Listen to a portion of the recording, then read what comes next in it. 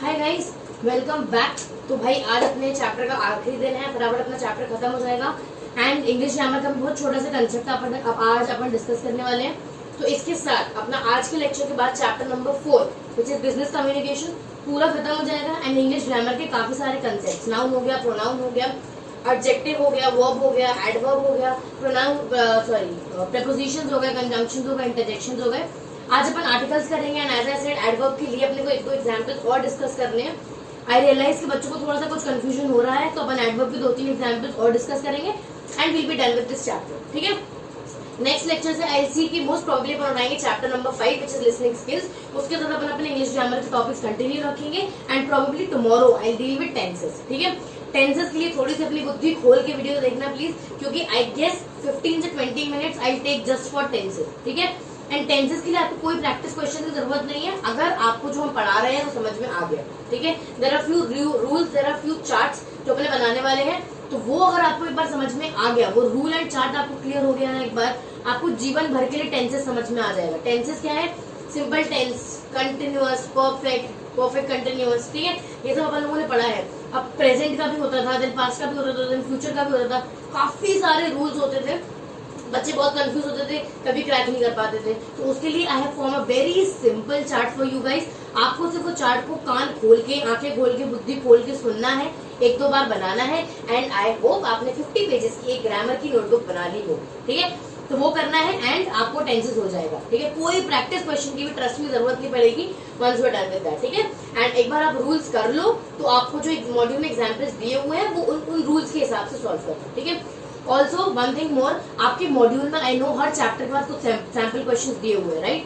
हर chapter के बाद कुछ सैंपल क्वेश्चन है, लेकिन प्रॉब्लम है कि सैंपल क्वेश्चन वो जो वहाँ पे दिए हुए हैं ना, उनमें जो आंसर है वो ऑलरेडी बोल्ड है ना, जो आंसर है वहाँ पे वो ऑलरेडी बोल्ड है। तो उससे क्या होता है, अपने को सॉल्व करने में प्रॉब्लम होती है। तो what I have done is same question जो आपके मॉड्यूल में दिए हुए हैं, ठीक है, I am repeating this again, same question जो आपके मॉड्यूल के हर चैप्टर के बाद दिए हुए हैं, सेम क्वेश्चन हमने नोट्स में डाले हैं, ताकि जो वहां पे आपको प्रॉब्लम होती है सॉल्व करने में, प्रॉब्लम क्या है, उन्होंने क्वेश्चन दिया है, एमसीक्यू फॉर्मेट में दिया है, ऑप्शन भी दिए एंड जो आंसर करेक्ट है उसको बोल्ड कर दिया है। ठीक है, तो आपको सॉल्व करने में प्रॉब्लम होती है। तो what I will do is I copy the same questions, I कुछ भी वो बोल्ड वाला काम नहीं करेंगे, नीचे I just write down the answer. ठीक है, कि पहले वाले का ए है, दूसरे वाले का बी है, तीसरे का सी है। वैसे ऑल्सो इफ आई थिंक इस चैप्टर में कुछ एडिशनल क्वेश्चन भी ऐड होने चाहिए, तो वो भी हम नोट्स में ऐड करेंगे in the form of MCQ at the end of every chapter. ठीक है, तो नोट्स में आपको चैप्टर 4 जो फोल्डर डला हुआ है उसमें आपको चैप्टर 4 मिल जाएगा, देन आपको चैप्टर 1 मिल जाएगा। चैप्टर 1 पूरा ग्रामर का है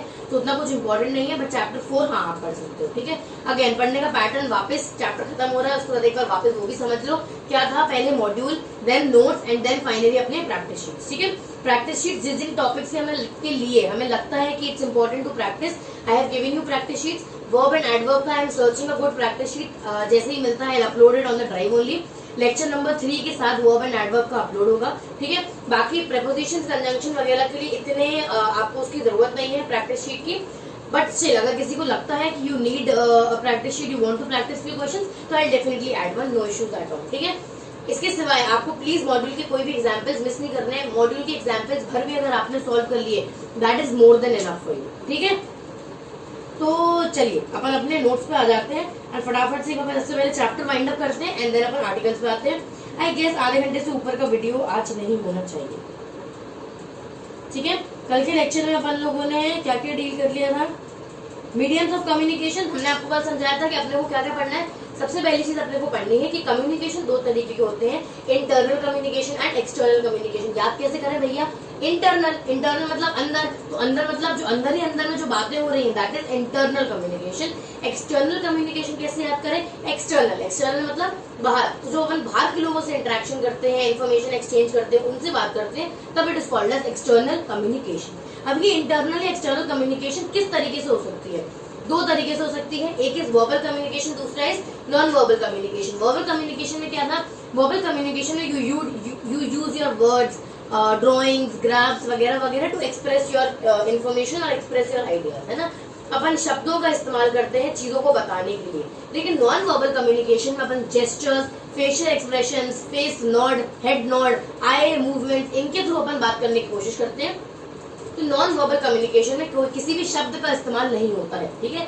नाउ वर्बल कम्युनिकेशन भी 4 तरीके से हो सकती है, या तो अपन लिख के बात कर सकते हैं which is called as written communication, या अपन मुंह से बोल के बात कर सकते हैं which is called as oral communication, अपन ग्राफ्स, पिक्टोग्राफ्स वगैरह, पिक्टोग्राम्स वगैरह यूज कर सकते हैं, that is called as visual communication, and last अपन वीडियोस वगैरह यूज कर सकते हैं, that is called as audio visual communication. सबके एग्जाम्पल आपको नोट्स में दिए हुए हैं, प्लीज उन एग्जाम्पल्स को अच्छे से रीड कर लेना, specifically visual and audio visual communication, क्योंकि बहुत प्रोबेबिलिटी है कि इनका एक एग्जाम्पल दे के पेपर में आपसे पूछा जाएगा कि ये किसका एग्जाम्पल है, ये ओरल का है, रिटन का है, विजुअल का कि ऑडियो विजुअल का। आप क्लैरिफाई कर लोगे, आप ये आइडेंटिफाई कर लोगे कि रिटन और ओरल का नहीं है, लेकिन आप इसमें कंफ्यूज जाओगे कि विजुअल का है कि ऑडियो विजुअल का है, क्योंकि आप देखोगे कुछ एग्जाम्पल जो विजुअल में है वो ऑडियो विजुअल में रिपीट हो रहे हैं, तो कुछ आपको कंफ्यूजन हो सकता है, ठीक है। So be very clear about it, ठीक। चलो, then means and modes of communication के बाद अपन ने एडवांटेजेस डिसएडवांटेजेस समझे थे। देन अपन ने समझा था कि ये जो कम्युनिकेशन के मोड्स अपन ने डिसाइड करे हैं, written, verbal, non verbal, oral, audio, audio visual, ये अपन डिसाइड कैसे करेंगे किस तरीके से अपन को कम्युनिकेट करना है, अपने को रिटन करना है कि ओरल करना है, उसके लिए अपन लोगों ने कुछ फैक्टर्स समझ लिए थे, ठीक है। देन अपन आए थे mediums of digital communication, digital technology के थ्रू कम्युनिकेशन किस तरीके से पॉसिबल हुआ है, ईमेल के थ्रू पॉसिबल हुआ है, इंस्टेंट मैसेजिंग के थ्रू पॉसिबल हुआ है, पीडीए पर्सनल डिजिटल असिस्टेंट के थ्रू पॉसिबल हुआ है, स्काइप के थ्रू पॉसिबल हुआ है, वीडियो कॉन्फ्रेंसिंग के थ्रू पॉसिबल हुआ है। दीज आर फ्यू एग्जांपल्स, जिसमें से सबसे इंपॉर्टेंट है ईमेल का एक लाइन। ईमेल कौन सा प्रोटोकॉल यूज करता है, SMTP, simple mail transfer protocol. कल हमने यहाँ पे अंडरलाइन कराया था, एंड इसको प्लीज इंपॉर्टेंट मार्क कर लीजिएगा, ठीक है। यहाँ पे हमने अंडरलाइन कराया था कि ईमेल जो प्रोटोकॉल यूज करता है that is called as simple mail transfer protocol, ठीक है। Then mobile phone, forum, video conferencing अपन लोगों ने समझ लिया था। आज अपने को समझना है कम्युनिकेशन नेटवर्क, ठीक है। आज अपने को समझना है communication network. Communication network, okay, तो अपने 3 ही टॉपिक्स बचते हैं, communication networks, barriers and ways to overcome those barriers, ठीक है। सबसे पहले कम्युनिकेशन नेटवर्क समझ लेते हैं। गाइस, सबसे बड़ा कंफ्यूजन अपने को पता है कहाँ होता है, एक कम्युनिकेशन फ्लोज में एंड एक कम्युनिकेशन नेटवर्क में, ठीक है। कम्युनिकेशन फ्लो का मतलब क्या होता है कि इन्फॉर्मेशन इस डायरेक्शन में आई, कि इन्फॉर्मेशन इस डायरेक्शन में आई, कि इन्फॉर्मेशन इस डायरेक्शन में आई, कि इन्फॉर्मेशन किसी और डायरेक्शन में आई, तो किस डायरेक्शन में इन्फॉर्मेशन जाती है, that is called as communication flow. Communication network मतलब होता है पैटर्न ऑफ कम्युनिकेशन, ठीक है। कम्युनिकेशन नेटवर्क मतलब हमेशा याद रखना है पैटर्न ऑफ कम्युनिकेशन। तो जब भी आपसे पैटर्न ऑफ कम्युनिकेशन की बात हो रही है, जब आपसे कम्युनिकेशन पैटर्न की बात हो रही है, तो याद रखना कम्युनिकेशन नेटवर्क की बात हो रही है, ठीक है। तो अपने को आइडेंटिफाई करना कि किस किस पैटर्न में कम्युनिकेशन होती है, ठीक है। कौन किससे कम्युनिकेट करता है, देन ये किससे कम्युनिकेट करता है, किस किस पैटर्न में कम्युनिकेशन होता है, this is called as communication network, ठीक है। अब जैसे अपन लोगों ने कम्युनिकेशन फ्लो पढ़े थे 4 तरीके के, downward, upward, then diagonal and horizontal, ठीक है। अपन लोगों ने 4 पढ़े थे, वैसे यहाँ पे कम्युनिकेशन नेटवर्क है 5 तरीके के, ठीक है। अभी 5 तरीके के अपने को याद कैसे करना है, देखो एक एग्जाम्पल से अपन याद करते जाएंगे, ठीक है। एंड सबके सामने यहाँ पे आपको स्पेस दिख रही है, स्पेस दिख रही है, ये इधर थोड़ी है, यहाँ पे स्पेस थोड़ी मैनेज कर लेना। इनके सामने एक अपन को डायग्राम बनाना है, वो डायग्राम ऑब्वियसली आपके मॉड्यूल में दिया हुआ है, एंड हमने पर्पसली यहाँ पे नहीं दिया ताकि आप खुद बनाना, आपको बेटर याद हो, ठीक है। तो अपने शुरू करेंगे वर्टिकल नेटवर्क से, ठीक है। वर्टिकल नेटवर्क क्या होता है, एग्जाम्पल से समझिए। अब आप मान लीजिए आप CS बन गए है ना, आपने प्रोफेशनल लेवल पार कर लिया, आपने एग्जीक्यूटिव के बाद आर्टिकलशिप कर रहे हो, व्हाटएवर, ठीक है। तो आप इमेजिन करो कि आप एक CS की फॉर्म में काम कर रहे हो, कंपनी सेक्रेटरीज के साथ काम कर रहे हो, ठीक है। अब आपके बॉस ने आपको कुछ ऑर्डर दिया, आपके बॉस ने बोला कि ये है, इसका रिटर्न फाइल करना है, फटाफट सब क्रॉस चेक करो, वेरीफाई करो और मुझे वापस करो, ठीक है। तो आपके बॉस ने आपको बोला कि आप फटाफट सब क्रॉस चेक करो, वेरीफाई करो एंड मुझे रिटर्न करो। तो उसने आपको बोला, आपने क्रॉस चेक किया, वेरीफाई करा एंड अपने बॉस को वापस किया। This is called as vertical network. Vertical network मतलब क्या, जब अथॉरिटी अपने सब ऑर्डिनेट से बात करती है, ठीक है, एंड सब ऑर्डिनेट इसको रिप्लाई करता है, तब it is called as vertical network. तो वर्टिकल नेटवर्क इस फॉर्म में होता है, यहाँ पे अथॉरिटी होती है एंड अथॉरिटी सब ऑर्डिनेट को ऑर्डर देती है। सब ऑर्डिनेट कौन होता है, अगर आप बॉस है एंड आपके नीचे जो काम कर रहा है वो आपका सब ऑर्डिनेट हुआ, सब ऑर्डिनेट के अंडर जो काम कर रहा है वो उसका सब ऑर्डिनेट हुआ, उनके अंडर जो काम कर रहा है वो आपका सब ऑर्डिनेट हुआ। तो आपके अंडर जो काम कर रहा है उसको अपन बोलते हैं सब ऑर्डिनेट। तो वर्टिकल नेटवर्क में क्या होता है, जो ऊपर एक बंदा बैठा है वो अपने सब ऑर्डिनेट को ऑर्डर देता है एंड सब ऑर्डिनेट उसको वापस काम करके वापस देता है। This is called as vertical network. कैसे याद रखेंगे अपन वर्टिकल नेटवर्क, वर्टिकल नेटवर्क मतलब आपको आपके बॉस से ऑर्डर मिला एंड आपने काम करके बॉस को वापस दिया, ठीक है। अगेन कैसे याद रखेंगे वर्टिकल नेटवर्क? बॉस से आपको ऑर्डर मिला, आपने बॉस का काम करके बॉस को वापस दिया, this is called as vertical network. Authority subordinate को ऑर्डर दे रही है, सबऑर्डिनेट वापस अथॉरिटी को, ठीक है। अब ये जो आप देखोगे, आप पॉइंटर्स दिख रहे हैं आपको, पॉइंटर्स आपको, आप जो मॉड्यूल रीड करोगे आपको बड़े बड़े सेंटेंसेस हैं, उन सेंटेंसेस में से जो भी इंपॉर्टेंट था उसको पॉइंटर बना के यहाँ पे डाला गया है, सो दैट जब आप रिवाइज करोगे ये 4-5 पॉइंट्स है जो मिस नहीं होने चाहिए, ठीक है। एनीवेज नोट्स का पर्पस ही वही है कि रिवीजन के पर्पस से है, तो जो इंपॉर्टेंट पॉइंट्स है वो पॉइंटर्स बना के डाला गया है, ठीक है। तो वर्टिकल नेटवर्क देख लेते हैं, between superior and subordinate and vice versa, ठीक है। Between superior and subordinate, superior मतलब जो हायर अथॉरिटी है वो सबऑर्डिनेट को ऑर्डर देती है, एंड वाइस वर्सा मतलब सबऑर्डिनेट काम करके सुपीरियर को वापस देता है। अगेन आपको आपके बॉस से ऑर्डर मिला, सुपीरियर को सबऑर्डिनेट से ऑर्डर मिला, एंड आपने काम करके वापस दिया, तो this is called as vertical network. It's a two way communication, obviously boss ने आपको ऑर्डर दिया कि ये काम करके दो, आपने काम करके बॉस को वापस दिया, ठीक है। तो बॉस ने आपको एक मैसेज दिया एंड देन आपने उसका रिप्लाई किया, so it's a two way communication. Then immediate feedback is possible, immediate feedback is possible मतलब क्या हुआ? फीडबैक मतलब क्या होता है? फीडबैक मतलब अपन ये बताना तो नहीं है ना यहाँ पे, आई गेस अभी तक सबको क्लियर हो गया होगा कि फीडबैक का मतलब ये नहीं है कि हाँ बहुत अच्छी बात बताई है आपने, आप थोड़ा सा यहाँ पे ही इंप्रूव कर सकते हैं, है ना। फीडबैक का मतलब ये नहीं है, फीडबैक का मतलब अगेन क्या होता है? फीडबैक का मतलब होता है रिप्लाई, ठीक है। Immediate reply is possible. Subordinate ने, मान लीजिए सुपीरियर ने आपको ऑर्डर दिया कि वेरिफिकेशन हो गया, आपने बोला हाँ हो गया, सो इमीडिएटली रिप्लाई दे दिया, और काम हो गया, हाँ हो गया, काम हो गया, हाँ हो गया। सो वर्टिकल नेटवर्क में क्या हो रहा है? आपके बॉस ने आपको ऑर्डर दिया, काम हो गया, आपने काम किया एंड आपने रिप्लाई किया, हाँ हो गया। तो सुपीरियर एंड सबऑर्डिनेट के बीच का कम्युनिकेशन है, it's a two way communication. क्यों? ऐसा नहीं सिर्फ बॉस ऑर्डर देता है, बॉस का और बॉस ने ऑर्डर दिया, आपने काम किया एंड बॉस को वापस दिया, सो it's a two way communication. Boss ने पूछा काम हो गया, आपने बोला हाँ हो गया, so immediate reply is possible. And last is formal network. Formal network, इसको फॉर्मल नेटवर्क क्यों बोल रहे हैं? Because it is a communication between a superior and a subordinate, आपके एंड आपके बॉस के बीच का कन्वर्सेशन है, तो इनफॉर्मल तो नहीं होगा। अच्छा, सबसे पहले फॉर्मल और इनफॉर्मल थोड़ा आपको बता दें।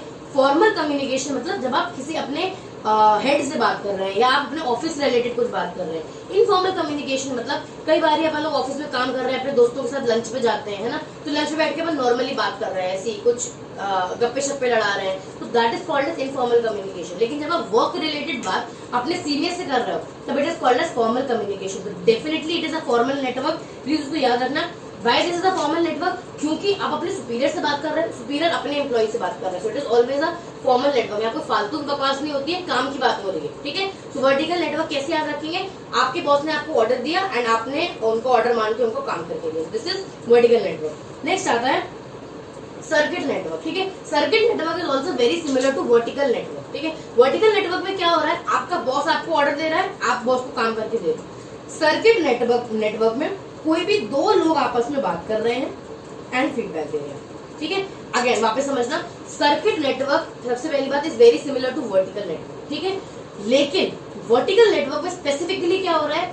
सुपीरियर सबऑर्डिनेट को ऑर्डर दे रहा है एंड सबऑर्डिनेट काम करके वापस दे रहा है ना। आपका बॉस आपको ऑर्डर दे रहा है, आप काम करके वापस दे रहे हो। वर्टिकल नेटवर्क में स्पेसिफिकली ये हो रहा है। सर्किट नेटवर्क में क्या हो रहा है? आपने अपने दोस्त को बोला कि भाई ये काम करके दे देगा, उसने काम किया एंड आपको वापस किया, ठीक है, समझ में आया। अब यहाँ पे बॉस और एम्प्लॉय की बात हो रही है कि नहीं, दो लोग आपस में बात कर रहे हैं, so this is called as a circuit network, ठीक है। दो लोग आपस में बात कर रहे हैं, हमने अपने फ्रेंड को पूछा भाई यार ये काम करके दे देगा क्या, उसने काम किया एंड आपको दे दिया, ठीक है। तो दो लोगों में बात हो रही है, जैसे वर्टिकल नेटवर्क में होता था वैसे ही हो रही है। डिफरेंस क्या है? वहां पे सुपीरियर एंड सबऑर्डिनेट था, यहाँ पे कोई भी दो लोग अगर आपस में बात कर रहे हैं तब it is called as circuit network. आप अपनी मम्मी से बात कर रहे हो, सर्किट नेटवर्क। आप अपने पापा से बात कर रहे हो, सर्किट नेटवर्क। आप अपनी गर्लफ्रेंड या बॉयफ्रेंड से बात कर रहे हो, ऑब्वियसली सर्किट नेटवर्क। आप अपने बॉस से बात कर रहे हो तो वर्टिकल नेटवर्क, ठीक है। तो जब दो लोग आपस में बात कर रहे हैं तब it is a circuit network. लेकिन जब एम्प्लॉय बॉस से बात कर रहा है या बॉस एम्प्लॉय से बात कर रहा है तब it is called as vertical network, ठीक है। तो वर्टिकल नेटवर्क में अपन को क्या डायग्राम बनाना है? अथॉरिटी ने सुपीरियर को ऑर्डर दिया, सुपीरियर ने अथॉरिटी को काम करके दिया। सर्किट नेटवर्क में कोई भी दो बंदे आपस में बात कर रहे हैं, ए ने बी को मैसेज दिया एंड बी ने उसका रिप्लाई किया, तो this is called as circuit network. Chain network के लिए आई ओपन दिस ओनली, चलो यहीं पे अपन ड्रॉ कर लेते हैं थोड़ा clean. Vertical network, vertical network का डायग्राम कैसा होगा? अथॉरिटी ने सबऑर्डिनेट को ऑर्डर दिया एंड सबऑर्डिनेट ने काम करके वापस किया, ठीक है। देन आया सर्किट नेटवर्क। एक बंदे ने दूसरे बंदे को इन्फॉर्मेशन दी, दूसरे बंदे ने उस इन्फॉर्मेशन पे रिस्पॉन्ड किया, this is called as circuit network. Chain network क्या होता है, अब आपको पता है कि हर एक कंपनी में डिफरेंट लेवल ऑफ डिपार्टमेंट्स है ना, डिफरेंट लेवल ऑफ हेड्स है। एक सबसे टॉप मोस्ट अथॉरिटी होती है, देन ये अथॉरिटी मैनेजर्स को बोलती है काम करने के लिए, मैनेजर्स डिपार्टमेंट के हेड्स को बोलते हैं काम करने के लिए, एंड देन डिपार्टमेंट के हेड्स अपने अपने रिस्पेक्टिव डिपार्टमेंट्स को बोलते हैं काम करने के लिए, है ना। तो सबसे पहले क्या होती है, एक टॉप अथॉरिटी होती है, देन वो मैनेजर्स को बोलते हैं काम करने के लिए, मैनेजर्स डिपार्टमेंट हेड्स को बोलते हैं, ठीक है, डिपार्टमेंट हेड्स अपने अपने एम्प्लॉयज को बोलते हैं, ठीक है। अब अगर कंपनी में कभी भी कोई भी नया ऑर्डर या नया रूल आता है तो नया रूल बनाता कौन है, टॉप अथॉरिटी, ठीक है। अब टॉप अथॉरिटी डायरेक्टली कभी भी एम्प्लॉयज को कम्युनिकेट नहीं करती है। टॉप अथॉरिटी क्या करती है, टॉप अथॉरिटी बोलती है मैनेजर को कि ये रूल्स हैं, आज से ही फॉलो होने चाहिए, ठीक है। मैनेजर क्या करता है, हर डिपार्टमेंट के हेड को, sales department, purchase department, manufacture department, हर डिपार्टमेंट के हेड को बोल देगा कि ये चीजें फॉलो होनी चाहिए। अब ये लोग अपने अपने रिस्पेक्टिव एम्प्लॉयज को बोलेंगे कि ये चीज फॉलो होनी चाहिए, ठीक है। तो कैसे आया, टॉप अथॉरिटी ने मैनेजर को बोला, मैनेजर ने फिर जाके डिपार्टमेंट को बोला, डिपार्टमेंट ने जाके अपने एम्प्लॉयज को बोला। तो कैसे चल रहा है, ये अथॉरिटी है, अथॉरिटी ने मैनेजर को बोला, मैनेजर ने डिपार्टमेंट के हेड को बोला, डिपार्टमेंट के हेड्स ने अपने एम्प्लॉयज को बोला। तो एक ने दूसरे को बोला, दूसरे ने तीसरे को, तीसरे ने चौथे को, चौथे ने पांचवे को। तो this is called as chain network, ठीक है। अब यहाँ पे डायरेक्टली बॉस एंड एम्प्लॉय की बात नहीं हो रही है। बॉस क्या कर रहा, टॉप अथॉरिटी क्या कर रही, दूसरी अथॉरिटी को ऑर्डर दे रही है, दूसरी तीसरी को दे रही है, तीसरी चौथी को दे रही है, चौथी पांचवी को दे रही है, ठीक है। तो एक एक करके एक दूसरे को ऑर्डर देते जा रहे हैं। This is called as chain network. Again vertical network में क्या था, हम अपने जो बॉस है वो हमको ऑर्डर दे रहा है, हम उस ऑर्डर को मान रहे हैं। सर्किट नेटवर्क में दो लोग आपस में बात कर रहे हैं। चेन नेटवर्क में सबसे टॉप मोस्ट अथॉरिटी ने दूसरी अथॉरिटी को ऑर्डर दिया, दूसरी अथॉरिटी ने तीसरी अथॉरिटी को ऑर्डर दिया, तीसरी ने चौथी को, एंड चौथी ने फाइनली पांचवी को। तो एक एक करके जब ऐसे ऑर्डर आया है 1 then 2 then 3 and then 4, this is called as chain network, ठीक है। This is called as chain network. ऐसे डायग्राम बना लेना ताकि नेक्स्ट टाइम जब आप पढ़ोगे तो आपको याद आ जाए। नेक्स्ट आता है wheel network.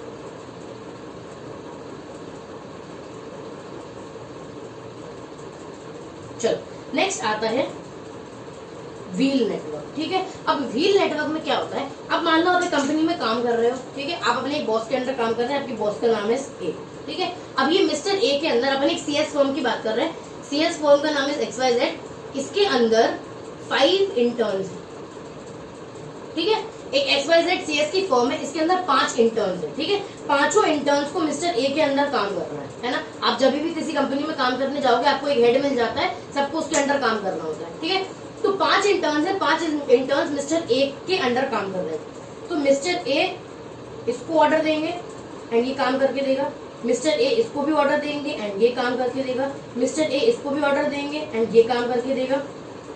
Similarly mister A इसको भी ऑर्डर देंगे, ये भी काम करके देगा, एंड मिस्टर ए इसको भी ऑर्डर देंगे एंड ये भी काम करके देगा, ठीक है। तो पांचों लोग मिस्टर ए के अकॉर्डिंग चलेंगे। तो मिस्टर ए पहले वाले इंटर्न को भी ऑर्डर देंगे, दूसरे को भी देंगे, तीसरे को भी देंगे, चौथे को भी देंगे, पांचवे को भी देंगे, ठीक है। अब आप ये डायग्राम देख के देखो, आपको पहिए जैसा डायग्राम नहीं लग रहा, आपको ये पहिए जैसा डायग्राम नहीं लग रहा, ऐसे बनाते हैं अपन पहिए जैसा डायग्राम नहीं लग रहा।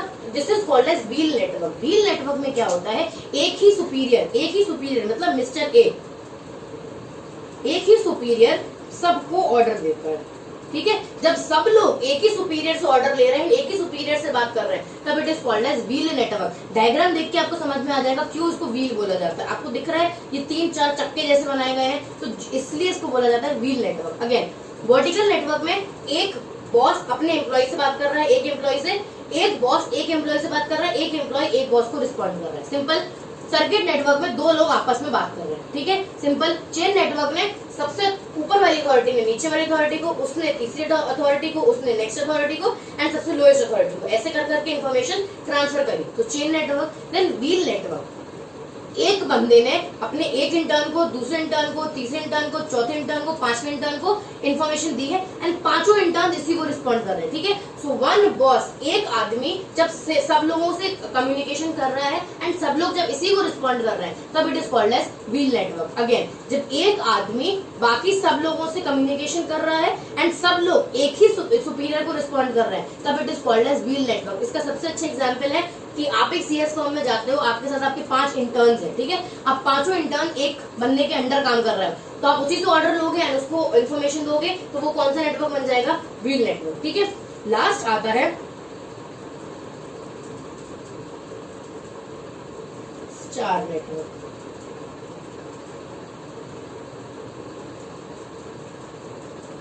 लास्ट आता है स्टार नेटवर्क। अब देखना इसको स्टार क्यों बोलते हैं, ठीक है। मान लीजिए एक ग्रुप है, ठीक है, एक ग्रुप है A B C D E F G, ठीक है। ये 6 लोगों का 7 लोगों का ग्रुप है, आपस में नॉर्मल सब 7 लोगों का ग्रुप है। ए जी से बात कर सकता है, एफ बी से बात कर सकता है, ए ई से भी कर सकता है, इससे भी कर सकता है, ये इससे भी कर सकता है, इससे भी कर सकता है, इससे भी कर सकता है, ठीक है। तो जब सब कोई आपस में एक दूसरे से बात कर सकता है तब it is called star network. Diagram देख के देखो, आपको स्टार जैसा लग रहा है, ठीक है। तो जब एक ग्रुप में जब सब एक दूसरे से आपस में बात कर सकते हैं, फॉर एग्जांपल ए बी से भी कर सकता है, सी डी से भी कर सकता है, बी ई से भी कर सकता है, एफ जी से भी कर सकता है, तो जब सब आपस में एक दूसरे से बात कर सकते हैं तब it is called as star network. Again वापस समझो, वर्टिकल नेटवर्क में एक बॉस अपने एम्प्लॉय से बात कर रहा है, एम्प्लॉय अपने बॉस से बात कर रहा है। सर्किट नेटवर्क में दो लोग एक दूसरे से बात कर रहे हैं, ठीक है, सिर्फ 2 लोग। चेन नेटवर्क में सबसे ऊपर वाली अथॉरिटी ने दूसरी अथॉरिटी को, दूसरी ने तीसरी को, तीसरी ने चौथी को, चौथे ने फाइनल अपने एम्प्लॉइज को काम करने के लिए बोला है। दिस इज चेन नेटवर्क, एक चेन बनती है, ठीक है। नेक्स्ट वाज व्हील नेटवर्क, एक ही बंदा सबको ऑर्डर दे रहा है एंड सब लोग एक ही बंदे को रिस्पॉन्ड कर रहे हैं, ठीक है। देयर इज वन बॉस, एक ही बंदा है सबको ऑर्डर दे रहा है एंड सब लोग इसी बंदे को रिस्पॉन्ड कर रहे हैं, तब it is called as wheel network. Star network में एक ग्रुप में सब आपस में फ्री है एक दूसरे से बात करने के लिए, ए बी से बात कर सकता है, सी डी से बात कर सकता है, आप अपने ये वाले एम्प्लॉय से बात कर सकते हो, उससे भी, ये आपके बॉस से बात कर सकता है। तो जब सब फ्री है एक दूसरे से बात करने को तब it is called as star network. This is a pattern of communication. Communication इतने तरह से होती है, ठीक है। आप अपने बॉस से बात करते हो, अपने कलीग से बात करते हो, आप अपने हेड से बात करते हो, देन आप आपस में सबसे ग्रुप में बैठ के बात कर रहे हो। तो दिस इज द पैटर्न जिस पैटर्न में कम्युनिकेशन होती है, ठीक है। वेरी सिंपल, डायग्राम के थ्रू प्लीज याद कर लेना। आप देखोगे व्हील में एक अथॉरिटी है, ऐसा बनता है व्हील का डायग्राम। स्टार का डायग्राम सब आपस में एक दूसरे से बात कर सकते हैं, सॉरी समथिंग लाइक दिस, ठीक है, ए बी सी डी ई, तो ऐसा डायग्राम बनता है स्टार नेटवर्क का, ठीक है। My drawing is not really very good, आप प्लीज नीटली बना लें। चलो नेक्स्ट अपन आते हैं बैरियर्स ऑफ कम्युनिकेशन। क्यों कम्युनिकेशन कई बार फेल हो जाता है, ठीक है, क्यों कई बार कम्युनिकेशन प्रॉपर्ली नहीं हो पाता है, उसके रीजन है सबसे पहला है लैक ऑफ प्लानिंग। हमेशा बोला जाता है कि किसी को बात करने से पहले सबसे पहले तो आप क्या समझ लो कि रिसीवर के पॉइंट ऑफ व्यू समझो कि रिसीवर को आपकी बात समझ में आएगी। देन आप देखो कि कौन कौन से रिसोर्सेज है, कौन सा form of communication should be use, written communication should be use और oral communication should be use, ठीक है।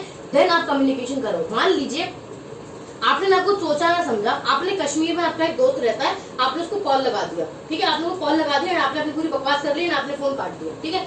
आपको लगा उसको बात समझ में आ गई, लेकिन क्या आपने ये सोचा कि कश्मीर में नेटवर्क का कितना इशू है, कितनी बार घर घर घर घर घर घर हुई होगी बीच में, कितनी बार उसको आवाज समझ में नहीं आई होगी। तो you could have taken written communication as an option, है ना। आप उसको चिट्ठी भेज सकते थे, आप मेल भेज सकते थे, आप व्हाट्सएप कर सकते थे, तो आपको पता होता उसके पास जो इन्फॉर्मेशन गई है अभी प्रॉपर गई है। ओरल कम्युनिकेशन में वहाँ नेटवर्क ही नहीं आता है, आपने तो अपनी बात कर दी, व्हाट इफ उसको बात समझ में नहीं आई हो, तो ये क्यों हुआ, क्योंकि आपने पहले से सोचा नहीं। आपने ये नहीं सोचा कि आप कहाँ कॉल लगा रहे हैं, देन आपने ये नहीं सोचा कि जहाँ कॉल लगा रहे हैं वहाँ ये कम्युनिकेशन का मेथड जो आपने अडॉप्ट किया है वो सही है या नहीं, ठीक है। तो लैक ऑफ प्लानिंग, कभी भी बात करने से पहले 25 बार सोच लो, ठीक है। कई बार क्या होता है ओरल कम्युनिकेशन अपन बोलते बोलते कुछ भी बोल जाते हैं, है ना। ये क्यों हुआ, क्योंकि आपने सोचा नहीं कि आप किससे बात कर रहे हैं, कहाँ पे बात कर रहे हैं, कहाँ खड़े हो, आपको किस तरीके के शब्द इस्तेमाल करने चाहिए।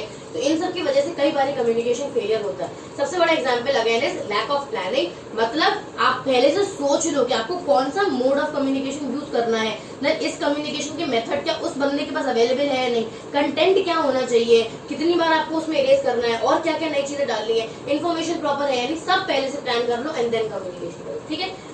Next is false assumptions. False assumption का सबसे अच्छा एग्जांपल होता है हिंदी एंड इंग्लिश, ठीक है।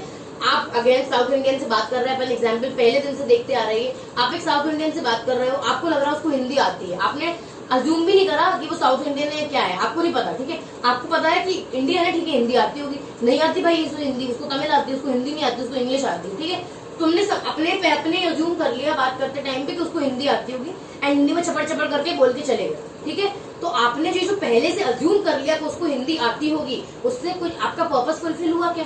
नहीं, क्यों? क्योंकि उस बंदे को तो हिंदी नहीं आती थी, उसको कुछ भी नहीं समझा। इसलिए ये पहले से अज्यूम मत करा करो चीजें कि बंदे को हिंदी आती होगी या उसका तो उसके पास तो फोन है, वहाँ पे फोन के नेटवर्क आते होंगे, तो पहले से चीजें अज्यूम मत करो। प्रैक्टिकली देखो, उसको पूछो डू यू अंडरस्टैंड हिंदी और something, he is like no I don't understand Hindi, I understand English. Okay you are comfortable with English, then I speak in English, ठीक है, तो देन स्पीक इन इंग्लिश। तो आप पहले से चीजों को अज्यूम मत करो। अगर आप आप पहले से चीजों को अज्यूम करोगे तो डेफिनेटली आप जो बोलना चाह रहे हो प्रॉपरली अगले बंदे तक नहीं पहुंचेगा, ठीक है। Next, ambiguity. एम्बिग्विटी सबसे ज्यादा बड़ी प्रॉब्लम है कम्युनिकेशन का। एम्बिग्विटी मतलब क्या होता है? एम्बिग्विटी मतलब वेगनेस। वेगनेस मतलब क्लियरिटी नहीं है।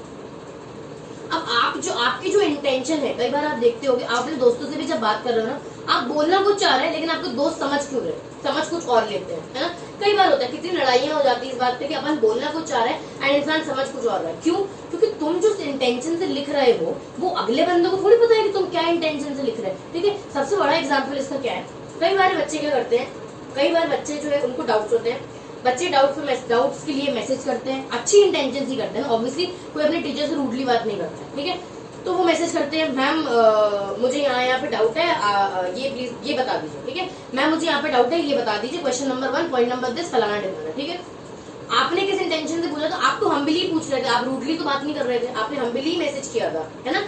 आपकी इंटेंशन कुछ रूडली बात करने की नहीं थी। लेकिन सुबह उठ के जब हमने मैसेज पढ़ा तो हमने उसको कैसे पढ़ा, मैम मुझे यहाँ डाउट है, ये बता दीजिए। I took it as an order, कि मतलब यू शुड हैव रिक्वेस्टेड कि मैम आप क्या प्लीज ये बता दो कि मुझे यहाँ पे डाउट है, ठीक है। लेकिन आपकी कोई इंटेंशन नहीं थी ऐसी, आपने ध्यान भी नहीं दिया, आपने बस डाउट पूछ लिया। लेकिन हमने उसको कैसे लिया कि भाई ये तो बच्चा है, ये तो ऑर्डर चला रहा है टीचर पे, ठीक है। तो इट इज नॉट नेसेसरी कि तुम जिस इंटेंशन से लिख रहे हो सेम इंटेंशन वहां पे कम्युनिकेट होगी, ठीक है। कई बार ये हो जाता है। सो इट इज इम्पोर्टेंट कि एक बार you confirm with the other person कि बात समझ में आई ना भैया, यही बात कर रहे हैं ना, ठीक है। तो जरूरी नहीं है कि आपकी इंटेंशन ही गलत थी, लेकिन वो उसको अलग तरीके से इंटरप्रेट कर सकता है, ठीक है। This is because of ambiguity, because आपकी जो इंटेंशन है, आप इंटेंशन थोड़ी ना कन्वे कर सकते हो, आप तो मैसेज कन्वे कर रहे हो, लेकिन कई बार आपकी इंटेंशन गलत तरीके से समझी जा सकती है, ठीक है। Next is distortion. डिस्टॉर्शन मतलब क्या होता है, एनी काइंड ऑफ डिस्टर्बेंस, ठीक है। फॉर एग्जाम्पल आप फोन पे बात कर रहे, ऐसी आवाज आने लगती है ना, तो आवाज आ रही है, कम्युनिकेशन नहीं हो पाया। आप बात कर रहे हैं, ठीक है, आप किसी से बात कर रहे हैं, आपको क्या पता अगला बंदा आपकी बात सुन भी रहा है कि अपना काम कर रहा है। कई बार ऐसा होता है, कोई कॉल आया, वो इंसान बोल रहा है, हम अपने लैपटॉप पे काम कर रहे हैं, अपने नोट्स बना रहे हैं, तो उस बंदे को क्या पता, उस बंदे ने अपनी पूरी बात बोल दी, उसको लगा कि हम सुन रहे हैं, हमारा ध्यान वहां था ही नहीं, हम तो यहाँ पे बात कर रहे थे, अपना काम कर रहे हैं, ऐसे हाँ ठीक है हो जाएगा, ठीक है। लेकिन हमने बात सुनी क्या, हमने बात नहीं सुनी, हम तो अपना काम कर रहे थे, ठीक है। These are distortion. तो ये डिस्टॉर्शन भी कभी कभार हो सकते हैं। उस बंदे को लगा, उस बेचारे को क्या लगा, उसको क्या पता कि हम यहाँ पे काम कर रहे हैं, उसको लगा कि मैंने मेरी बात बोल दी, इनको समझ में आ गई, इन्होंने बोल भी दिया हो जाएगा, तो मतलब हो जाएगा, तो हमको क्या पता वो क्या बोल रहा है, हम तो अपना काम कर रहे थे, है ना। तो ये डिस्टॉर्शन यूजुअली एग्जिस्ट, ठीक। Then passing judgement. अब पासिंग जजमेंट का सबसे बड़ा एग्जाम्पल है, कई बार क्या होता है, एक एग्जाम्पल ही मान लो, ठीक है। आप मान लो आप अपने ऑफिस में काम करने, आपकी पूरी एक फॉर्म है, सीएस की फॉर्म है, ठीक है। आप सबसे पहले गए ऑफिस में काम करने, आपने देखा कि आपका एक क्लर्क, ठीक है, गीले कपड़े से लेके सबके लैपटॉप पहुंच रहा है। मतलब एक बोलो तो जो निचला हुआ कपड़े से पानी टपकता है, टिप टिप टिप टिप बूंदे टपकती है गीला सा, उससे लेके आपके लैपटॉप पहुंच रहा है। भाई आपकी बुद्धि सटक जाएगी, आपके पास 30 लैपटॉप एंड 30 लैपटॉप बंदा बैठे गीले कपड़े से पहुंच रहा है, लैपटॉप की ऐसी की तैसी हो जाएगी। आपको सुबह सुबह से पारा चढ़ गया, ठीक है। आप गए उस पर, आपके पास आप जाके सीधे चिल्लाने लगे कि ये क्या नॉनसेंस है, आप तुमको ये तमीज नहीं है क्या, सारे लैपटॉप खराब कर दी, तेरी सैलरी से काट लूंगा, निकल जाओ बाहर, क्लर्क को कुछ आता ही नहीं है, लगाने नहीं चाहिए, ब्ला ब्ला ब्ला, ठीक है। आपने इतना सब कुछ सुना दिया। भाई एक मिनट रुक के एक बार पूछ तो लेते कि ये तुमको पता है, तुमसे बोला गया था क्या, किसी ने तुमसे बोला है किसी ने काम करने को, अगली बार प्लीज गीले कपड़े से मत पहुंचना, गीले कपड़े से पहुंचने से लैपटॉप खराब हो जाते हैं। एक बार उसको समझा तो दो, एंड देन उसने ये काम किया होता, तब आप बोल सकते थे कि हाँ वो गधा है या वो गंवार है। आप डायरेक्टली जाके जजमेंट्स पास करने लगे कि वो गधा है वो गंवार है। व्हाट इफ उसे किसी और ने बोला था कि भाई गीले कपड़े से जाके लैपटॉप पहुंच दो, उसको क्या पता, वो तो ऑर्डर्स मान रहा है दूसरे के, है ना। तो ये पहले से जजमेंट पास मत करो, एक मिनट रुको, सिचुएशन को एनालाइज करो, बात समझो कि बात क्या हो रही है, देन जजमेंट्स पास करो, ठीक है। जैसे अपनी आदत है, फॉर एग्जाम्पल सीएए प्रोटेस्ट हो रहा था, है ना, इंडिया में भी सीएए प्रोटेस्ट हुआ था कोरोना के पहले, राइट। कितने लोग ऐसे थे जिनको पता भी नहीं था कि सीएए एग्जैक्टली है क्या, है ना। कितने लोग ऐसे थे जिनको पता ही नहीं था कि सिटीजनशिप एक्ट क्या होता है, कितने लोग ऐसे इनको यही नहीं पता होगा कि सिटीजनशिप होता क्या है, किस तरीके से मिलती है सिटीजनशिप, आप सिटीजन हो भी इंडिया की कि नहीं हो। कितने लोग, मैक्सिमम लोग ऐसे जिनको नहीं पता। लेकिन इंस्टाग्राम पे स्टोरीज बराबर डल रही हैं, पोस्ट बराबर डल रहे हैं, मोदी को ताने बराबर मारे जा रहे हैं, ऑपोजिशन को ताने बराबर मारे जा रहे हैं, है ना, बिना कुछ जाने। तो ये जजमेंट पास नहीं करना चाहिए। This is a big time communication failure. आप कोई भी इंफॉर्मेशन किसी को प्रॉपर कन्वे नहीं कर रहे हो, ठीक है। पहले चीजों को समझ लो एंड देन पास हो जाए, ठीक। नेक्स्ट आता है इम्प्लाइड मीनिंग। ऑब्वियसली कई बार ये सेम आ गया एम्बिग्विटी वाला पॉइंट। कई बार क्या होता है, अपन ने कुछ बोला, उसका मतलब हमने कुछ और निकाला, ठीक है। जैसे कि वो बच्चे ने क्या बोला, मैम मुझे यहाँ पे डाउट है, क्वेश्चन नंबर 1 ये बता दीजिए, ठीक है। अब उसने तो सिर्फ डाउट पूछा, हमने इसका मतलब क्या निकाला कि बच्चा बहुत रूडली बोल रहा, बच्चा ऐसे बोलना चाह रहा, मैम मुझे ये डाउट है, ये बता दीजिए, ठीक है। तो हम ऑफेंस ले लेंगे ऑब्वियसली कि भाई एक फैकल्टी से आप एक बच्चा इतना रूडली कैसे बात कर सकता है, हालांकि वो बच्चा रूडली बात नहीं कर रहा था। तो यहाँ पे एम्बिग्यूटी भी है, वेगनेस भी है, I can not understand his intentions very clearly, plus उसका मैसेज पढ़ के हाँ हमने यही समझा कि वो हमसे रूडली बात करने की कोशिश कर रहा, हो सकता है कोई और समझेगा कि नहीं पोलाइटली बात कर रहा, बट मुझे यही समझ में आया कि रूडली बात कर रहा है। So implied meanings depends on the person जिसको आप मैसेज भेज रहे हो सकता है वो आपकी मीनिंग जो आपने मैसेज भेजा है उसका अलग ही मतलब निकाल ले, ठीक है। Lack of trust is a big time communication failure, I tell you why. मान लीजिए आप लोग दो दोस्त हो, ठीक है, दोस्त नहीं दुश्मन हो, ठीक है। For example me, my name is Muskan and a friend of mine Nikita, ठीक है। So we are two benchmates let's say, ठीक है। हम लोग सेम क्लास में पढ़ते हैं, सेम अकेडमी में पढ़ते हैं, हम लोग दोस्त नहीं है, जानी दुश्मन है, ठीक है। अब मैम को तो नहीं पता ना कि हम लोग जानी दुश्मन है, तो मैम ने निकिता से बोला कि मुस्कान को बोल देना कि कल ये नोटबुक लाके सबमिट करनी है, ठीक है, कल ये प्रैक्टिस शीट और ये सबमिट करनी है। सो मैम ने निकिता को बोला कि कल आपको जाके ये प्रैक्टिस शीट सबमिट करनी है, ठीक है, एंड मुस्कान को जाके बोल देना। निकिता ने मुस्कान को जाके घर जाके मैसेज किया कि मैम ने बोला है कल ये प्रैक्टिस शीट सबमिट करनी है, ठीक है। अब मुझे इस बंदे पर भरोसा नहीं है, हमें इस बंदे पर भरोसा नहीं, क्योंकि हमें जानी दुश्मन है। व्हाट इज जबरदस्ती में बिताने के लिए बोल रही हो, तो हमने बोला कि हम नहीं करेंगे। तो क्या हुआ, because I don't trust this person, हमें निकिता पर भरोसा नहीं है कि वो सही बोल रही है गलत बोल रही है, I don't trust this person, इसलिए हम अगले दिन प्रैक्टिस शीट सॉल्व करके नहीं ले गए। तो ये क्यों हुआ, बिकॉज मैम ने निकिता को बोला था काम करने के लिए, निकिता को बोला था कि मुझे बोलने के लिए, but I don't trust Nikita, I don't trust कि वो सही बोल रही है गलत बोल रही है, ठीक है। तो इस वजह से जो प्रैक्टिस शीट सबमिट करनी थी अगले दिन जाके वो हम नहीं करेंगे। तो अगर आप जो दो लोग आपस में बात कर रहे हैं उनके बीच में ट्रस्ट नहीं है, अंडरस्टैंडिंग नहीं है वीकेंड से, तो कम्युनिकेशन कभी भी प्रॉपर हो ही नहीं सकता। आप कुछ बोलोगे उल्टा ही मतलब निकालेगा, है ना। हो सकता है भाई कंफर्म से बोल रहे हो भाई दे देना प्रैक्टिस शीट, लेकिन नहीं हम उल्टे मतलब निकालेंगे, ठीक है। तो अगर भरोसा नहीं हो तो डेफिनेटली कम्युनिकेशन फेल होगा। And last is problem of semantic distortion. Semantic distortion थोड़ा सा डिफरेंट होता है। सिमेंटिक डिस्टॉर्शन मतलब कई बार कुछ वर्ड्स के दो मीनिंग भी होते हैं, है ना। कुछ वर्ड्स अपन मस्ती मजाक के लिए भी यूज करते हैं, वही वर्ड कभी कभी अपन सीरियसली भी यूज करते हैं। तो जब अपन मैसेज में ऐसे वर्ड्स यूज करते हैं जिनके डबल मीनिंग्स है, ठीक है, जिनके दो मीनिंग्स है, तो हो सकता है अगला बंदा, आप अच्छी मीनिंग वाला ही वर्ड यूज कर रहे थे, अगला बंदा उसको गलत तरीके से इंटरप्रेट कर ले, ठीक है। तो this is called as semantic distortion. जब वर्ड जो आपने यूज करा है उसको 2-3 मतलब होते हैं, आपने तो सही मतलब वाले यूज करा था, लेकिन अगला बंदा जो है उसको गलत मतलब निकाल दिया, ठीक है। तो उस टाइम पे कम्युनिकेशन ऑब्वियसली फेल हो गया, प्रॉपर्ली कम्युनिकेट नहीं हो पाया। तो these are few barriers of communication, जिसमें सबसे इंपॉर्टेंट इज प्लानिंग। आपको पहले से ही सोचना चाहिए कि आपको कौन सी मीडियम के थ्रू बात करनी है, ठीक है। लेकिन ये जो बैरियर्स है ऑब्वियसली इनको अवॉइड करा जा सकता है, आप कुछ स्टेप्स ले सकते हो अवॉइड करने के लिए, एंड वो स्टेप्स क्या है फटाफट डिस्कस कर लेंगे। सबसे पहले क्लैरिफाई आइडियाज बिफोर कम्युनिकेशन। आपको जो बात करनी है पहले दिमाग में सोच लो, है ना, पहले दिमाग में सोचो क्या बात करनी है। मुझे सर से जाके ये बात करनी है कि रिटर्न कैसे फाइल करना है, ठीक है, मुझे ये बात करनी है, इससे रिलेटेड पूछना है, ठीक है। अब आपने मान लीजिए चूज किया रिटर्न कम्युनिकेशन, तो आप प्रॉपर्ली ड्राफ्ट किया आपने, सर ये रिटर्न कैसे फाइल करना है रिगार्ड्स दिस, आपने क्रॉस चेक किया एंड देन सेंड किया। तो सोच लो पहले, तो बात क्या करनी है, ऐसे बोलना चालू मत करो, ठीक है। Next is communicate according to the need of receiver. Again पहले रिसीवर से पूछो डू यू अंडरस्टैंड हिंदी और यू अंडरस्टैंड इंग्लिश, तो उसकी नीड समझ ली आपने। Do you have a telephone और I should communicate through mail, उसने बोला I do, I can, you can communicate through mail, I do not have a telephone, तो उसकी आपने बात समझ ली, अब कम्युनिकेशन करो, ठीक है। तो अगर उसके पास टेलीफोन नहीं है, आपको पता है उसके पास मेल है, मेल से बात हो जाएगी, तो मेल करो, मेल इज ऑब्वियसली फीजिबल, ठीक है।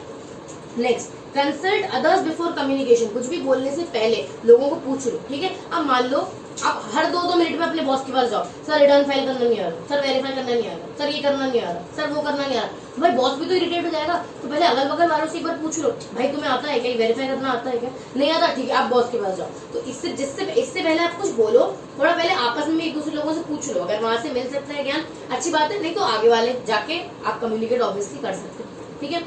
Next be aware of language, tone and content of the message. Language आप प्लीज मेक श्योर, जब when you are talking humbly, जब आप किसी से रिक्वेस्ट कर रहे हो तो आप वहां पे प्लीज डालो, है ना, अदरवाइज अगले बंदे को वो रूड लग सकता है।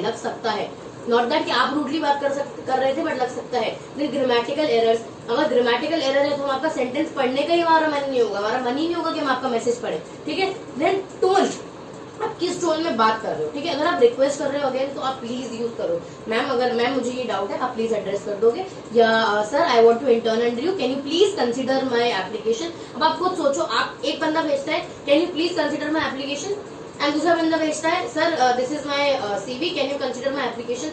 तो जो बंदे ने प्लीज लिख के भेजा है ना, डेफिनेटली उसको प्रायोरिटी मिलेगी, क्योंकि उसका मैसेज सुंदर एंड एक प्रेजेंटेबल मैसेज है जो आदमी पढ़ना चाहेगा, बजाय आपके जो मैसेज डाउन राइट रूड लगेगा, ठीक है। And then content of the message, content has to be again crisp, clear and concise. सीधी बात, छोटे एंड सस्ते वर्ड में, सिंपल वर्ड्स में अपने को बात करनी है, ठीक है। Convey things of help and value to the listener. अब आप फालतू की बकवास, अगर आप जिससे आप बात कर रहे हैं उसको फालतू के मैसेजेस भेजते रहोगे दिन भर। अब जैसे कुछ लोग हैं व्हाट्सएप पे जो दिन भर गुड मॉर्निंग भेजते हैं, है ना, रोज गुड मॉर्निंग भेजेंगे, रोज गुड मॉर्निंग, रोज गुड नाइट, रोज गुड मॉर्निंग, रोज गुड नाइट। तो ऐसे लोग जब कोई कायदे का मैसेज भी करते हैं ना, तो भी हम उनके मैसेजेस इग्नोर कर देते हैं, है ना। इसलिए इट इज इम्पोर्टेंट कि आप जब किसी को मैसेज भेज रहे हो तो आलतू फालतू मैसेज मत भेजो, जो काम की बात करनी उतनी बात करो, नहीं तो after some point of time बंदा आपके मैसेजेस इग्नोर करने लगेगा एंड कम्युनिकेशन का पर्पस फुलफिल नहीं हुआ, ठीक है। तो फालतू बकवास नहीं करनी है। Next, ensure proper feedback. Again आपने किसी को बात बोली है तो प्लीज मेक श्योर कि उसका रिप्लाई आया है, तभी आपको समझ में आएगा कि उसको बात आपकी समझ में आई है नहीं, तो गलत मतलब तो नहीं निकाल लिया, ठीक है। तो यू एंश्योर कि आपने जो मैसेज भेजा है आप उसका रिप्लाई करो। कई बार आप देखोगे मेल में लिखा आता है कि this is if you have received the mail please respond, kindly respond with yes, kindly respond with फलाना ठिकाना, ठीक है। एंड आप यस भेजोगे तो अगले बंदे को समझ में आ जाएगा कि हाँ मेल मिल गया, ठीक है। तो this is how we work. Next is consistency of message. Obviously आपने जो मैसेज में पहले भेजा है, अब आप ये नहीं कर सकते पहले आपने कुछ भेजा था एंड आप जो दूसरा मैसेज भेज रहे हैं वो एकदम इसका ऑपोजिट है, ठीक है। जो मैसेज आपने भेजा है इसी की लाइन में आपको बाकी मैसेजेस भेजने हैं, ठीक है। वो कहीं कुछ बात कर रहे हैं, कहीं कुछ बात कर रहे हैं, ऐसे नहीं करना चाहिए। Follow up communication. Follow up communication मतलब आपने एक मैसेज भेज दिया। अब कई बार अपन क्या करते हैं, अपन लोगों को अप्लाई करना है किसी फॉर्म में, ठीक है। अपन लोगों ने एक बार अप्लाई कर दिया, एक बार मेल भेज दिया, इसके बाद अपन महीनों महीनों बैठे रहते हैं उनके रिप्लाई के लिए। वैसे नहीं करना चाहिए, आपको फॉलो अप्स लेने पड़ते हैं। फॉलो अप मतलब क्या, आपने एक बार मेल करा, रिप्लाई नहीं आया, वापस मेल करिए कि sir I send you a mail, I think there is some problem with your system और something, I didn't receive any response, ठीक है। फिर भी मेल नहीं आया तो sir it's really little urgent, I be glad if you can respond me within a week और 2, ठीक है। तो आपको ऐसे फॉलो अप लेना चाहिए ताकि आपको समझ में आए कि बंदे को आपका मेल मिला भी है नहीं। So keep on taking such follow ups. आपने एक बार मेल भेजा, देन दूसरा भेजिए कि आपको क्या मेरा मेल मिला है, तीसरा भेजिए कि sir it would be really great अगर आप थोड़ा जल्दी रिप्लाई कर देंगे, फोर्थ भेजिए, वापस मेल भेजिए। मतलब ऐसे करके आप कम्युनिकेशन का फॉलो अप लेते रहिए कि मैसेजेस प्रॉपर्ली डिलीवर हो रहे हैं, ठीक है। Last is be a good listener. Again अगर आप बात कर रहे हो तो ऐसा नहीं हो सकता कि सिर्फ आप ही बोलते जाओगे, है ना, एंड वो अगला बंदा बैठ के सिर्फ सुनता रहेगा। आपने अपना बोल के खत्म कर लिया, उसको बोल लेने दो। क्यों, आपने अपना बोल के खत्म किया, अब वो बोल रहा है, आप उसके बीच में बोलना चालू कर दो, तो वो आपसे बात करने में इंटरेस्टेड नहीं होगा, ठीक है। इसलिए जब आपने बोल लिया अब उसको बोलने दो, उसकी बात खत्म हो तो आप बोल लेना, आपकी बात खत्म होगी तो वो, फिर उसकी खत्म हो तो आप बीच में मत बोलो, क्योंकि अदरवाइज उसके बाद कोई भी बंदा आपसे बात करने में इंटरेस्टेड नहीं होगा। तो ये कुछ अगर अपन पॉइंट्स फॉलो करते हैं तो we can avoid those barriers to the communication, ठीक है। इसके साथ अपना चैप्टर नंबर 4 होता है खत्म एंड अपन बढ़ते हैं ग्रामर के अगले टॉपिक की तरफ। चलिए आज अपन डिस्कस करने वाले हैं आर्टिकल्स, एडवर्ब के 2-3 एग्जांपल्स और and we are done with our lecture, ठीक है। चलिए तो अपन बात कर रहे हैं आर्टिकल्स के बारे में। सबसे पहली बार आर्टिकल्स 2 टाइप के होते हैं। सबसे पहला इज अ एंड दूसरा इज द, ठीक है। अब अपन लोगों ने देखा होगा कई बार सेंटेंसेस में कई जगह अ आता है, कई जगह एन आता है, किसी जगह द आता है, ठीक है। एंड बहुत लोगों को 90% लोगों को कंफ्यूजन है कि अ एन और द आता कब है ना। वो अपनी मर्जी से कहीं पे भी द लगा देते हैं, अपनी मर्जी से कहीं पे भी एन लगा देंगे, अपनी मर्जी से कहीं पे भी अ लगा देंगे, है ना। इनका एक कंसेप्ट है, एक स्पेसिफिक रीजन है कब अ आएगा एंड कब द आएगा, ठीक है। तो सबसे पहले अपन पढ़ेंगे कब अ एंड एन आएगा एंड कब द आएगा, ठीक है। देन अपन पढ़ेंगे अ एंड एन में से भी ए कब यूज होगा एंड एन कब यूज होगा। तो सबसे पहले तो अपन पढ़ रहे हैं कि अ एंड एन कब आएगा एंड द कब आएगा, ठीक है। ये कंसेप्ट क्लियर होगा। फिर अपन पढ़ेंगे कि अ कब आएगा एंड एन कब आएगा, ठीक है। चलो सबसे पहले अपन लोग समझ रहे हैं कि अ एंड एन कब आएगा, ये कब आएगा एंड द कब आएगा, ठीक है। हमेशा याद रखना जब भी इनडेफिनिट वर्ड्स हो, आपको ये वर्ड याद रखना है, इनडेफिनिट वर्ड तब अ या एन आता है, जब भी डेफिनिट वर्ड हो तब आता है द। अब ये इनडेफिनिट और डेफिनिट का मतलब क्या है, ये तो हो गया अपना थ्योरी। अब अपन समझते हैं एग्जांपल से, ठीक है। जब आप श्योर हो कि आप किस चीज के बारे में बात कर रहे हैं, ठीक है। फॉर एग्जाम्पल हम श्योर है कि इस टेबल पे मेरा लैपटॉप रखा है, तो I will say this is the table on which my laptop is kept, ठीक है। तो जब आप श्योर हो आप किस जगह की बात कर रहे हो, वेरी श्योर कि आप इसी चीज की बात कर रहे हो, तब वहां पे द आता है, ठीक है।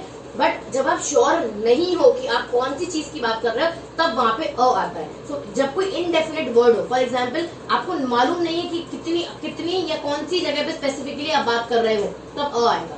But when you are sure कि आप इसी चीज की बात कर रहे हो, आपने अपना लैपटॉप इसी टेबल पे रखा था, तब द आएगा, ठीक है। For example I am sure कि हमारे रूम में ये टेबल है, इसी टेबल पे हमने लैपटॉप रखा था, तो आई से this is the table on which my laptop was kept. This is the table because I am sure कि यही टेबल थी जिस पे लैपटॉप रखा हुआ है, ठीक है। अब मान लीजिए क्लासरूम है, क्लासरूम में तो 25-30 टेबल होती हैं। आई एम नॉट श्योर कि कौन सी टेबल पे मेरा लैपटॉप रखा है, बट मुझे ये पता है कि किसी एक टेबल पे मेरा लैपटॉप रखा हुआ है, ठीक है।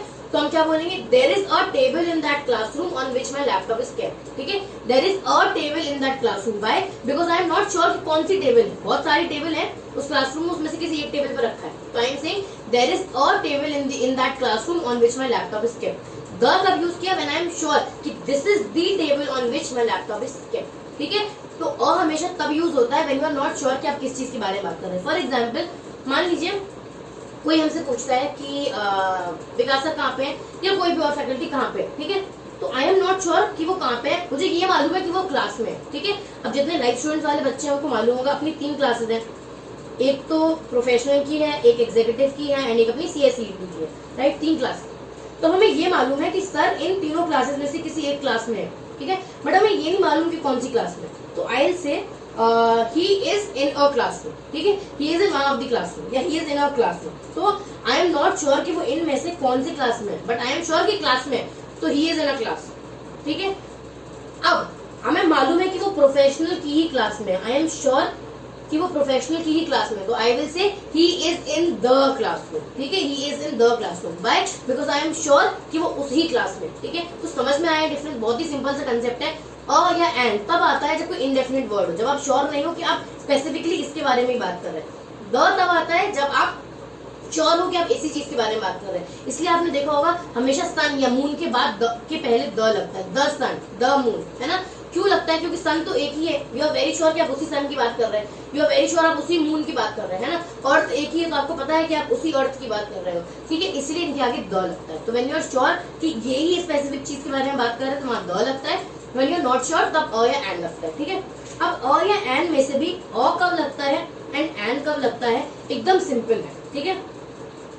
अ यूज होता है फॉर कॉन्सोनेंट्स, ठीक है, एंड यूज होता है फॉर वॉवेल्स। अब ये कॉन्सोनेंट और वॉवेल क्या होता है, ABCD पढ़ी है अपन लोगों ने, A to Z तक पढ़ा है अपन लोगों ने, ABCDEFGHIJKLMNOPQRSTUVWXYZ, ठीक है। तो 26 लेटर्स अपन ने पढ़े हैं। इन 26 लेटर्स में कुछ लेटर्स को अपन कॉन्सोनेंट्स बोलते हैं और कुछ लेटर्स को अपन लोग वॉवेल बोलते हैं, ठीक है। तो AEIOU, AEIOU, ये 5 लेटर्स जो है इनको अपन बोलते हैं वॉवेल, ठीक है। एंड इन 5 लेटर को हटा के बाकी सारे लेटर्स B हो गया, D हो गया, F हो गया, K हो गया, L हो गया, M हो गया, N हो गया, Q हो गया, R हो गया, ये सारे लेटर्स क्या होते हैं, कॉन्सोनेंट्स। तो कॉन्सोनेंट्स कौन कौन से हो गए, B हो गया, C हो गया, D हो गया, F हो गया, K हो गया, L हो गया, एंड सो ऑन, ठीक है। So there are 5 vowels and 21 consonants, ठीक है। तो एक जो अपन ABCD, वापस सुनो, जो अपन ABCD A to Z तक पढ़ते हैं उसमें 26 लेटर्स होते हैं, ठीक है। इसमें से 5 वॉवेल होते हैं एंड 21 कॉन्सोनेंट्स होते हैं। वॉवेल कौन से होते हैं, AEIOU, ठीक है। तो वो सारे शब्द जो AEIO या U से चालू होंगे, फॉर एग्जाम्पल एप्पल, एलिफेंट, ठीक है, आइसक्रीम, आउल, अम्ब्रेला, तो AEIOU, जितने भी वर्ड्स AEIOU से चालू होंगे उनके आगे एंड लगता है। So I had an apple, I saw an elephant, I want an ice cream, I saw an owl, I want an umbrella, ठीक है। तो AEIOU से जितने भी चालू होंगे उनके सबके सामने एंड लगेगा। बाकी जितने भी हैं, जितने भी कॉन्सोनेंट्स हैं, मतलब AEIOU को छोड़ के जितने भी लेटर्स हैं उन सबके सामने अ लगेगा। So for example ball, cat, dog तो अपन क्या यूज करेंगे, this is a ball, this is a cat, this is a dog. ठीक है, तो वापस सुन लो, अ या एन कब यूज होता है, जब इंडेफिनिट वर्ड्स हो, द कब यूज होता है, जब डेफिनिट वर्ड हो। ठीक है, इसमें भी अ एंड एन कब यूज होगा, अ यूज होगा जब कॉन्सोनेंट्स हो, एन कब यूज होगा जब वॉवेल हो। वॉवेल क्या होते हैं, ए ई आई ओ you. So A E I O you से जितने भी वर्ड्स चालू हो रहे हैं उन सबके सामने एन लगता है, एंड जितने भी कॉन्सोनेंट्स हैं ये 5 लेटर्स को छोड़ के जो 21 लेटर्स बचते हैं वो जितने भी वर्ड्स हैं उनके आगे अ लग जाता है। ठीक है, तो ये हो गया अपना आर्टिकल। नेक्स्ट आता है अपना एडवर्ब के 2-3 एग्जाम्पल। ठीक है, तो एडवर्ब के बारे में उस दिन अपन लोगों ने एक चीज तो समझ ली थी। अपन लोगों ने एडवर्ब के बारे में सबसे पहली चीज क्या समझी थी, adverb defines the quality of verb. ठीक है, तो पूरे सेंटेंस में वो शब्द, पूरे वाक्य में वो शब्द जो वर्ब के बारे में बताता है, that is called as adverb. Example क्या देखा था अपन लोगों ने, Muskan is a beautiful girl and she dances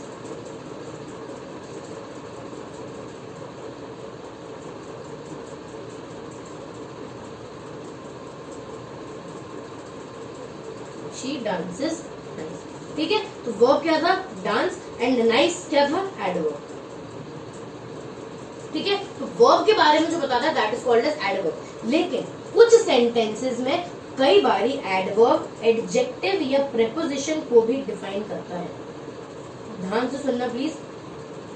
अभी तक हम लोगों ने समझाया था कि यूजुअली आपको सेंटेंस में एडवर्ब ढूंढना हो तो अपने को ढूंढना पड़ेगा वर्ड जो है, वर्ब जो है, उस सेंटेंस में जो वर्ब है उस वर्ब को जो डिफाइन कर रहा है that is called as adverb, and noun को जो डिफाइन कर रहा है that is called as adjective. ठीक है, लेकिन कई बारी एडजेक्टिव को भी कुछ वर्ड्स डिफाइन करते हैं, वो भी एडवर्ब कहलाया जाता है। इसका सबसे बड़ा एग्जाम्पल क्या है, इसका एग्जाम्पल डिस्कस करना बहुत इंपॉर्टेंट, इसलिए आई सेड कि एडवर्ब का एक कंसेप्ट बचा है जो अपन बाद में करेंगे। ठीक है, तो मान लीजिए अपन लोगों ने उसमें समझा था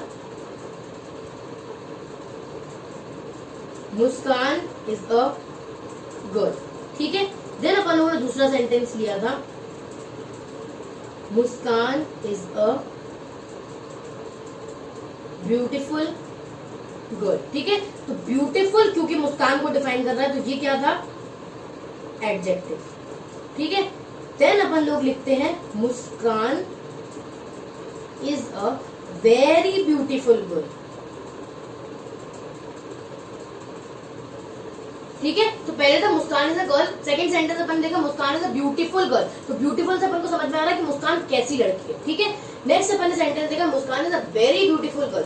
अब ये वर्ड वेरी से आपको नहीं लगता कि वर्ड ब्यूटीफुल थोड़ा इनहेंस हो गया, सिर्फ क्योंकि अपन लोगों ने वहां पे वर्ड वेरी लगा दिया अपन को समझ में आ रहा कि वो बहुत सुंदर लड़की है ना। इस सेंटेंस से अपन को समझ में आ रहा है कि मुस्कान सुंदर लड़की है, लेकिन इस सेंटेंस से अपन को समझ में आ रहा है कि शी इज वेरी ब्यूटीफुल, है ना, वो बहुत ज्यादा सुंदर है, तो इसलिए यहाँ पे वेरी हो जाएगा एडवर्ब। तो कहने का तात्पर्य ये है कि एडजेक्टिव हो या वर्ब हो, ठीक है, किसी भी सेंटेंस में यूजुअली एडवर्ब वही होता है जो वर्ब को डिफाइन करे। ठीक है, लेकिन अगर किसी एडजेक्टिव को भी कुछ और डिफाइन कर रहा है, for example beautiful is an adjective, ठीक है, तो अगर एडजेक्टिव को भी कोई कुछ डिफाइन कर रहा है तब it is also called as an adverb. ठीक है, इसका एक और एग्जाम्पल अपन देखते हैं।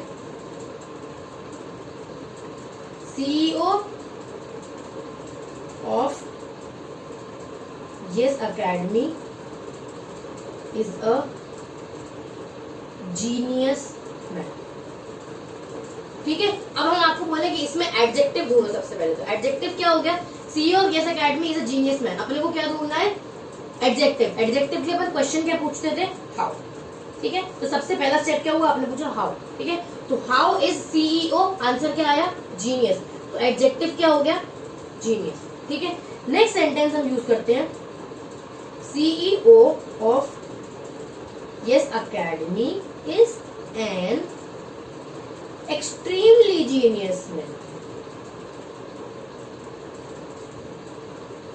ठीक है, अब जीनियस तो अपना एडजेक्टिव था, सिर्फ ये वर्ड एक्सट्रीमली यूज करने से अपने को समझ में आया कि वो कितना जीनियस है, वो बहुत जीनियस है कि वो कम जीनियस है। ठीक है, तो ये जो वर्ड्स यूज होते हैं दूसरे वर्ड को एनहांस करने के लिए, जैसे पुराने वाले सेंटेंस में वेरी वेरी यूज करने से अपने को समझ में आया कि वो बहुत सुंदर है, ठीक है। सिमिलरली यहाँ पे एक्सट्रीमली यूज करने से समझ में आया कि वो बहुत जीनियस है। अगर अपन लोग यूज करते हैं CEO of yes academy is a less genius man, ठीक है। तो लेस से अपन को समझ पाता है कि वो कितना जीनियस है। तो एडजेक्टिव्स को डिफाइन करने वाले वर्ड्स को भी अपन कई बार एडवर्ब बोलते हैं। तो यहाँ पे एक्सट्रीमली, यहाँ पे लेस, यहाँ पे very, these are all adverbs, ठीक है। ये सब एडवर्ब्स है। अब आप मॉड्यूल में एग्जांपल्स रीड करना, अब आपको समझ में आएगा कि एडवर्ब का कंसेप्ट क्या होता है, ठीक है। चलिए इसके साथ अपने वाइंड अप करते हैं। आई होप अभी आपका भी आज ये चैप्टर पढ़ के खत्म हो जाएगा एंड कल से आप नया चैप्टर उठाओगे, नया कंसेप्ट उठाओगे।